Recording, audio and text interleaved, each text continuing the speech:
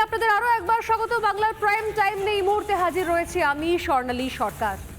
আপনারা জানেন যে একদিকে রাজ্য রাজনীতি, দেশ, বিভিন্ন খবরগুলো যেখানে এক জায়গায় আসছে রাজনীতির খবর, তার পাশাপাশি চুপি সারে একটু একটু করে থাওয়া দিচ্ছে এক ভয়ঙ্কর পরিণতি। যে ছবি এই মুহূর্তে আপনারা দেখতে চলেছেন সেই ছবি একদিকে মায়ানমারের আর অন্যদিকে তার অভিঘাতে দীর্ঘ অঞ্চলের, যার মধ্যে রয়েছে ব্যাংকক, যার মধ্যে রয়েছে থাইল্যান্ডের আরো অনেক শহর, যার মধ্যে চলে এসছে কোথাও আমাদের ভারতেরও বেশ কিছু অঞ্চল, বেশ কিছু শহর। কি হয়েছে?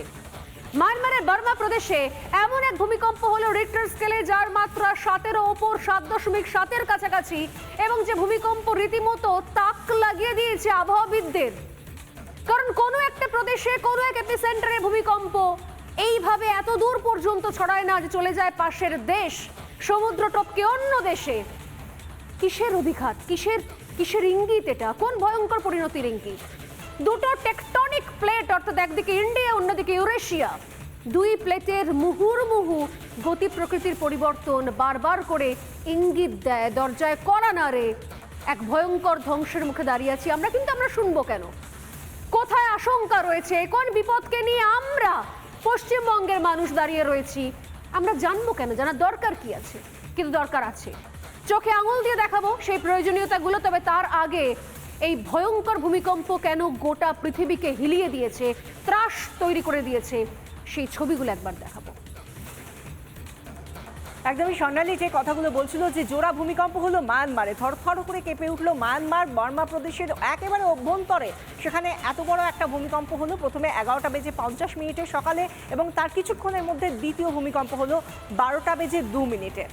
ভারতের ন্যাশনাল সিসমোলজি তরফ থেকে বলা হচ্ছে যে সেখানে যে ঘটনাটা ঘটেছে 7.7 ম্যাগনিটিউডের যে ভূমিকম্প হয়েছে, তার ফলে যে ধ্বংসলীলাটা আমরা দেখতে পাচ্ছি মায়ানমারে, যেভাবে বাড়ি ভেঙে পড়ছে, সবকিছু কাঁপছে, রাস্তায় গাড়ি ঘোড়া যা যেখানে আছে সবকিছু কাঁপছে, হাত সোজা রাখা সম্ভব হচ্ছে না যিনি ছবি তুলছেন, এবং সেই জায়গা থেকে সবাই পালিয়ে আসছে, কোনো মতে প্রাণ হাতে করে নিয়ে পালাচ্ছে, কারণ বহুতল ভেঙে পড়ছে।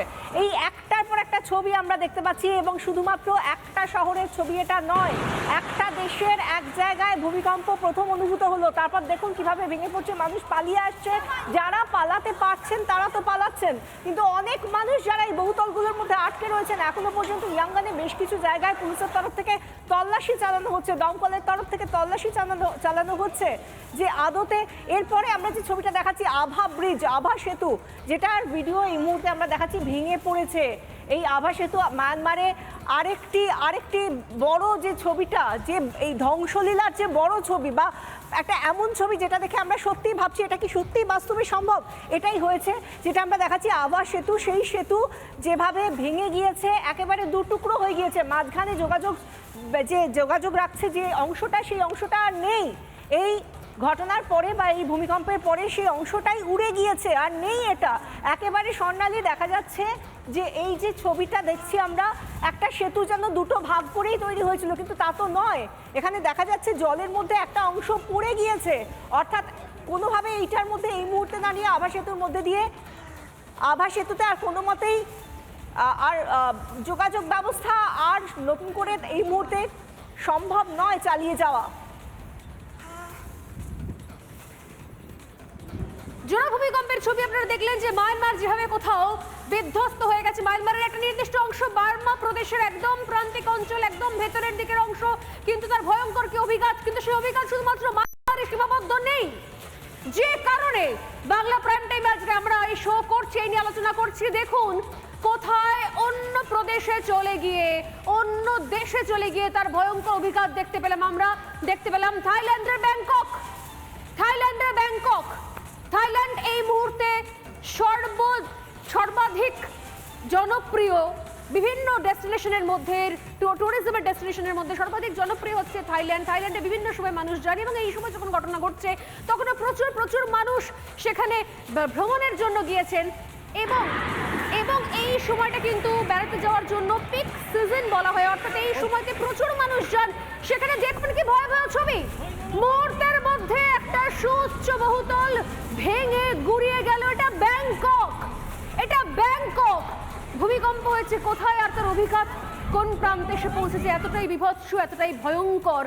বেড়াতে গিয়েছেন যে সময় মানুষ, হোটেলে রয়েছেন, রিসর্টে রয়েছেন, হোটেলের রিসর্ট থেকে ওপরে সুইমিং পুল থেকে দেখুন জল পড়ছে, ওপরে সুইমিং পুল থেকে জল উপচে উঠে মাটিতে পড়ছে। আমরা সাধারণত বেড়াতে গিয়ে এই ধরনের হোটেলের ওপরে, ছাদের ওপরে ধরনের সুইমিং পুল দেখে থাকি আমরা, যাকে বলা হয়, ইংরেজিতে বলা হয় ইনফাইনাইট সুইমিং পুল। সেই ইনফাইনাইট সুইমিং পুল বা ইনফিনিটি সুইমিং পুল, সেখান থেকে জল উপচে উঠে পড়ছে, হুড়মুড়ি ভেঙে পড়ছে ব্যাংককের একের পর এক হোটেল। এই ছবি দেখে সত্যি সত্যি কেন এই নিয়ে আমরা আলোচনা করছি, কারণ রীতিমতো ভয়ের মধ্যে রয়েছে গোটা বিশ্বের মানুষ যে এই যদি ভৌগোলিক অবস্থানের পরিবর্তন ঘটতে থাকে প্রত্যেক মুহূর্তে, যে টেকটনিক প্লেটগুলো নিয়ে আলোচনা করছেন, চিন্তা করছেন আবহাওয়াবিদরা, তাহলে এর পরিণতি কি হতে পারে। আরেকটা ছবি দেখাবো, মান্দালয় বিশ্ববিদ্যালয়। সেই মান্দালয় বিশ্ববিদ্যালয়ের সামনেটাও দেখুন কি পরিস্থিতি, এখানে মানুষজন পাগলের মতো দৌড়চ্ছেন এবং এখানেও কিভাবে ভূমিকম্প প্রভাব ফেলেছে তার অভিঘাতে কি কি ছবি ধরা পড়ছে, ফুল ফ্রেম দেখাবো একবার।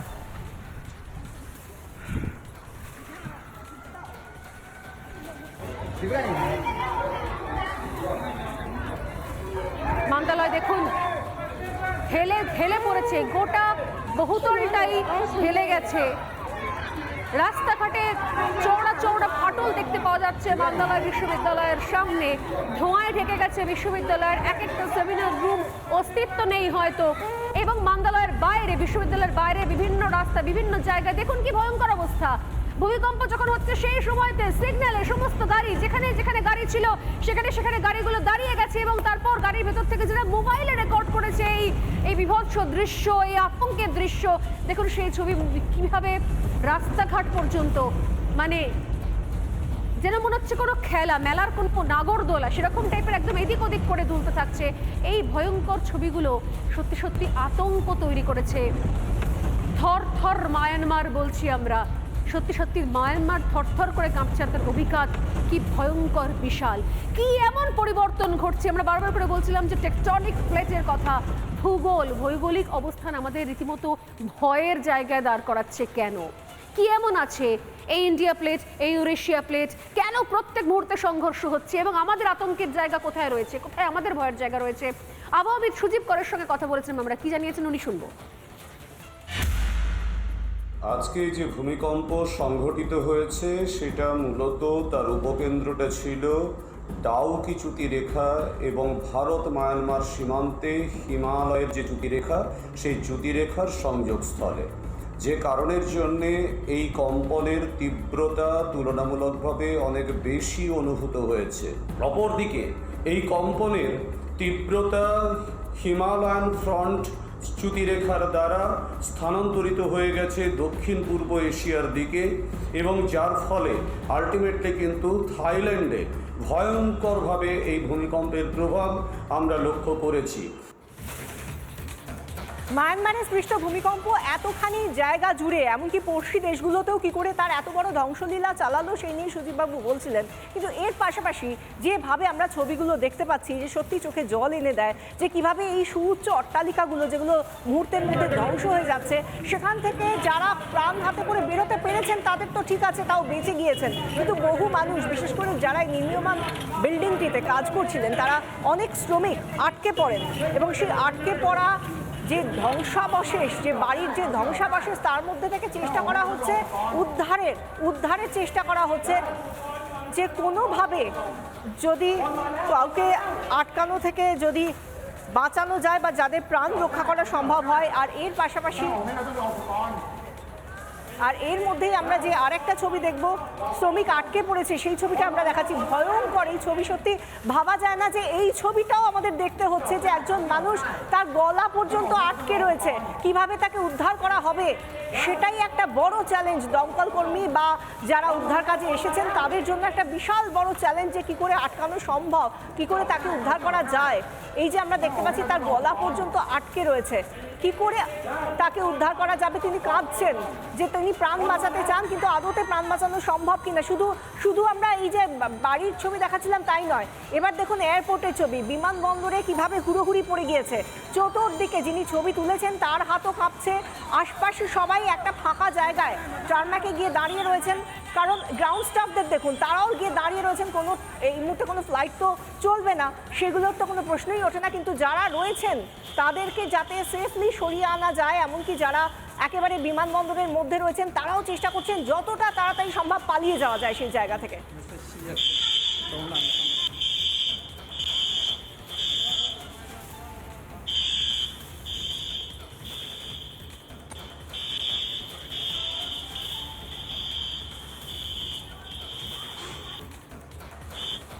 জোড়া ভূমিকম্পের ফল আমরা দেখতে পাচ্ছি মায়ানমারে কি বিভৎস হয়েছে, তার পাশাপাশি ব্যাংককে আমরা কি কি ছবি দেখেছি সেগুলোও আমরা সারা দিন ধরে ভাবছি যে কি করে এতটা দূরত্ব, যেখানে যে এপিসেন্টার ভূমিকম্পের তার থেকে 900 কিলোমিটার দূরে ব্যাংকক, তাহলে কি করে এতটা প্রভাব পড়তে পারলো।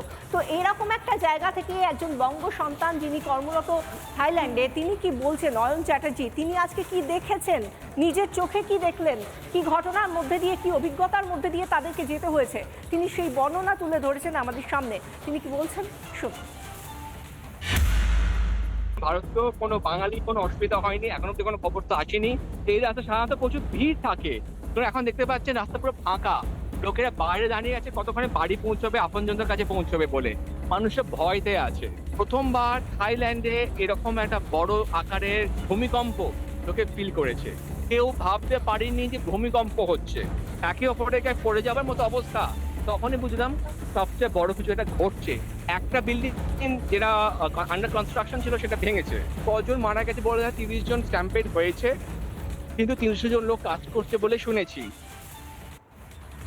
মায়ানমার এবং থাইল্যান্ড দুটো আলাদা দেশ এবং মান্দালয় থেকে ব্যাংককের দূরত্ব প্রায় 1306 কিলোমিটার। এই 1306 কিলোমিটার রাস্তা পর্যন্ত খুব সামান্য মনে হয়েছে, কারণ একই চ্যুতিরেখার কারণে হুড়মুড়িয়ে এই ভূমিকম্পের প্রভাব গিয়ে পড়েছে ব্যাংককে। কিন্তু এর পাশাপাশি ব্যাংককের ছবি দেখলাম, মান্দালয়ের ছবি দেখলাম, মায়ানমারের ছবি দেখলাম, আরও একটা ছবি দেখাই, যে ছবি দেখে মুহূর্তের মধ্যে আপনার পায়ের তলা থেকে মাটিটা সরে যাবে। দেখুন তো, চিনতে পারার চেষ্টা করুন তো যে আসলে এই ছবিগুলো কোন ভূমিকম্পের জন্য তৈরি হয়েছে। দেখুন আর দেখে চেনার চেষ্টা করুন যে এই যে বাড়িগুলো হেলে রয়েছে বিভিন্ন জায়গাতে, একটা বাড়ির ঘরে আরেকটা বাড়ি উঠে গেছে। এই বাড়িগুলো আসলে কোন ভূমিকম্পের জন্য হয়েছে, কোন জায়গায়? কোনো ভূমিকম্প নয়, আসলে এই বাড়িগুলো আমাদেরই রাজ্যের বাড়ি, আমাদের শহরের আশপাশের বাড়ি, এবং ভূমিকম্প নিঃসন্দেহ হয়েছে হয়তো দুর্নীতির ভূমিকম্পের ফসল দেখতে পাচ্ছি আমরা। কিন্তু আসলে এগুলোকে শুধুমাত্র কাটমানি, দুর্নীতি, চুরি, জোচ্চুরি বলে আর একটা নির্দিষ্ট ব্র্যাকেটের মধ্যে রাখা যাবে না, কারণ এটা অনেক বড় আশঙ্কার সংকেত দিচ্ছে। কারণ এই শহর, এই রাজ্যের দক্ষিণবঙ্গ যে চ্যুতিরেখার কথা বলা হচ্ছে, সেই চ্যুতিরেখা বরাবর যদি আমরা আরো বেশি এগোতে থাকি, পশ্চিমের দিকে ব্যাংকক থেকে, মান্দালয় থেকে পশ্চিমে ঢুকতে থাকি, তাহলে আমাদের রাজ্য পড়ে। এবং সেই চ্যুতিরেখার উপরে কিন্তু একের পর এক প্রাসাদোপম অট্টালিকা রয়েছে, দক্ষিণ কলকাতার নাম করা এক সুউচ্চ বহুতল রয়েছে। কোথাও কি বিপদ চুপটি করে ওত পেতে বসে আছে? কি বলছেন সুজিব কর, দেখুন। কলকাতা বা তার পার্শ্ববর্তী অঞ্চলে যেটা আপনারা প্রশ্ন করছেন, সেখানে যদি এই ধরনের ভূমিকম্প সংঘটিত হয় তাহলে কিন্তু তাসের ঘরের মতো পুরো শহরটাই হারিয়ে যেতে পারে। তার কারণ হলো কলকাতার মাটির তলদেশ ফাঁপা। কলকাতাতে আপনারা জানেন যে কোনো ভূমিকম্প ছাড়াই বেশ কিছু বাড়ি হেলে পড়েছে, যে পলিরাশি দিয়ে তৈরি। সেখানে কিন্তু এই ধরনের কম্পন যদি সংঘটিত হয় তাহলে তলদেশের মাটিতে লিকুইফ্যাকশন ঘটবে, অর্থাৎ মাটি ধীরে ধীরে জলের সঙ্গে মিশে গিয়ে দই বা ঘোলের মতো হয়ে যাবে। বেসিক্যালি কলকাতা শহর সম্পূর্ণভাবে একটা আনপ্ল্যান্ড গ্রোথ বিভিন্ন দিকে গজিয়ে উঠেছে, এবং বর্তমানে যে সমস্ত কনস্ট্রাকশনগুলো হচ্ছে সেই লোড কোনো অংশে কলকাতা শহরের নেওয়ার মতো ক্ষমতা আছে কিনা সেটা কিন্তু বিচার্য বিষয়। আমরা শুনছিলাম কি বলছিলেন সুজীব কর, একজন অত্যন্ত প্রাজ্ঞ ব্যক্তি যার কাছ থেকে আমরা একদম। বিভিন্ন সময় এই কথাগুলো জানতে পারি, কিন্তু তারপরেও কি আমরা সত্যি শিক্ষা নিচ্ছি? কারণ এত বড় একটা ভূমিকম্প একটা দেশ থেকে অন্য সমস্ত দেশগুলোয় প্রভাব ফেলছে। একদমই ভারত তাই। কিন্তু সিসমিক জোনের মধ্যে রয়েছে, বিশেষ করে কলকাতা, পশ্চিমবঙ্গ। তারপরেও কি আমরা আদতে শিক্ষা নেব? একদমই তাই। এইখান থেকে কবে আমরা শিখবো? এই মুহূর্তে ছবি দেখতে পাচ্ছেন আমাদের সঙ্গে, সেটা হচ্ছে আবারও স্বাভাবিক ছন্দে ফেরার চেষ্টা করছে ব্যাংকক।